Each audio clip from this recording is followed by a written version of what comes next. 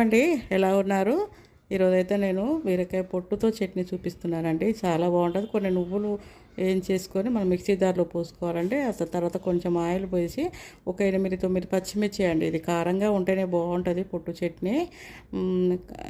ఒక 9 పచ్చిమిర్చి వేసి ఆయిల్లో కాసేపు మగ్గనివ్వాలండి. ఈలోపు మనము బీరకాయ చిన్న పీసుని చేసుకోవాలండి. ఒక హాఫ్ కేజీ పొట్టుకు చిన్న పీసు బీరకాయ కట్ చేసుకోవాలి ముక్కలుగా.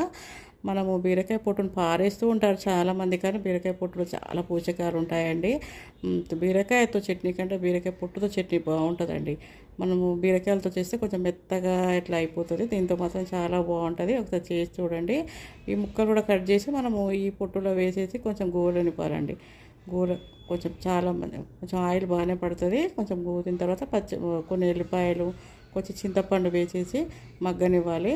ఆ తర్వాత కొంచెం తగినంత సాల్ట్ వేయాలండి. సాల్ట్ వేసేసి కాసేపు మగ్గిన తర్వాత ఇంకా చల్లారిన తర్వాత మిక్సీ జార్లో వేసేసుకోవాలండి. కొంచెం చల్లారిన తర్వాత మిక్సీ జార్లో వేసేసుకొని తర్వాత మనం పోపు పెట్టేసుకోవాలి. బాండీలో కొంచెం ఆయిల్ పోసి జీలకర్ర, ఆవాలు, కరివేపాకు, పసుపు వేసేసి మనం పోపులో ఈ బీరకాయ చట్నీ వేసేసేయాలండి. ఏ చట్నీ అయినా మనకు ఆకుకూర చట్నీ వేసినా మనం పోపులో చట్నీ వేసి కాస్త మగ్గనివ్వాలండి. అప్పుడే చాలా టేస్ట్ వస్తుంది. ఈ చట్నీ కూడా అలాగే కొంచెం పోపులోనే చట్నీ వేసేసి కాసేపు మగ్గనివ్వండి. చాలా బాగుంటుంది. చేసి చూడండి. నచ్చితే కనుక కామెంట్ బాక్స్లో తెలపండి. రండి.